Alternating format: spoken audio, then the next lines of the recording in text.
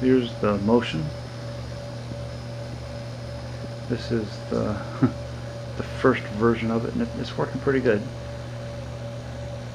I wanted to get more of a little bit of a random movement, instead of just a steady back and forth.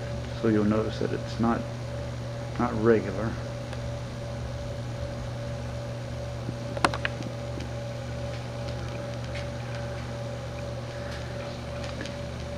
And movement's inside, so there won't be any obvious signs in the back. Trusted computer power supply. And there'll be a collar textured to look like stone that'll go around the base. And I'm going to reuse the thing that makes it move. I'm going to follow the same pattern so I can interchange the different movements with the different tombstones.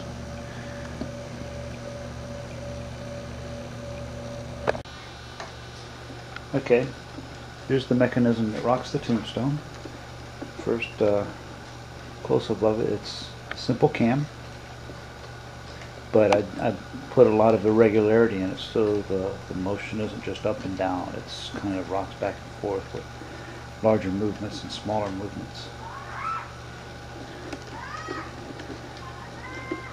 The motor that's used it's a new one I'm trying. It's a 3 RPM 12 volt motor. They were only like $4 a piece. And it pivots a little bit off center, so the way the tombstone will always push it down onto the cam. So here's the motor, and it's not the most expensive one, but it's so far it's run and it hasn't gotten too hot. It hasn't complained. And what I've noticed is that this is a 3 RPM DC motor. These are the motors that come from the Deere motors, and then these are the 12 volt 6 RPM motors. They all have the same footprint. So one thing I'm going to do at some point is try these different motors in there with different speeds to see how they do. The idea with the motion is to make a mechanism that I can use in any of the tombstones, so I need to do it the same way in all of them. So you can see the bottom hollowed out to make room for the mechanism that rocks it.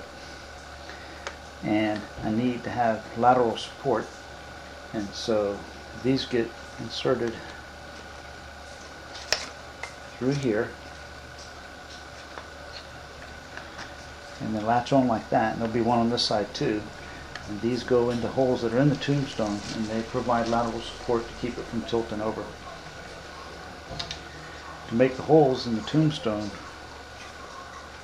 for these rods, and because I need the holes to be the same for each tombstone, I built this jig.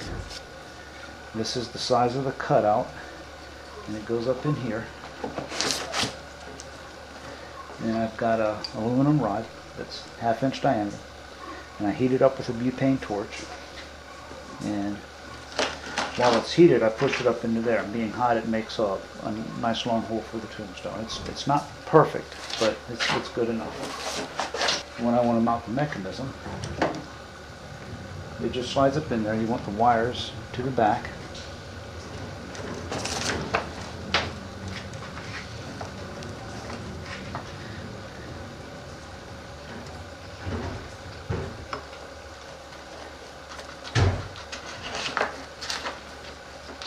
These go in, and then the twist,